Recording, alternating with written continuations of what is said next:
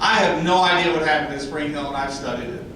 I'm not sure that anyone ever will study, know what really happened. All I can tell you in a brief address like this is that the Confederates never got across the turnpike, which they should have done, which meant that Union forces snuck away that night and got their way to Spring Hill and then on to Franklin the next morning. The next morning, it was plainly evident that the Yankees had made their escape. The Confederate commander, John Bell Hood, was not very happy about that. He had a breakfast meeting with his generals. He lashed out at them, and he was angry. A tremendous opportunity lost. Now, I want to say to General Hood, if I could bring him back, how do you know how big an opportunity it was? We don't know how many Yankees were still down in Columbia. And sometimes I think that Spring Hill becomes exaggerated in what might or might not have happened. That's an editorial opinion. I'll be on the tour, we can talk.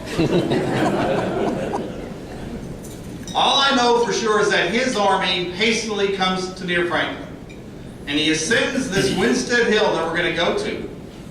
And several of his generals can see Union forces lined up outside Franklin in fortifications that they've been making. Some of them have been there previously, but they have worked hard during the night to strengthen them.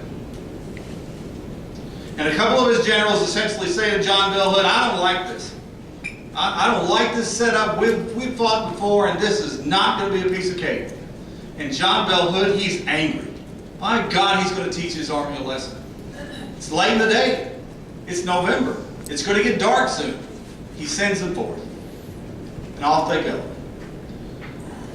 You'll hear about 2 Union brigades that were about a mile, I think, out in front of the main Union line. They were supposed to have been brought back in. They weren't. I've always felt terrible for those guys.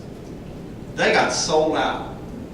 And so you have this bizarre thing of some Union soldiers, especially the rookies, the men who had never been in battle, are terrified, and they throw down their guns and they run to the Confederate ranks with their hands up. And then you have the veterans who say, screw that, I'm not going to surrender. And they ran as fast as they could for the Union line.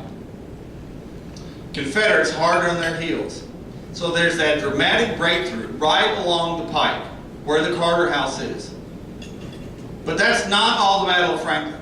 And when you learn about the eastern flank, you'll discover that there's other parts of the battle, but maybe the dramatic epicenter of it is right along that road, in the land that's on the Carter House and the land recently acquired, that was publicized yesterday, where the old cotton gin owned by the Carter family was.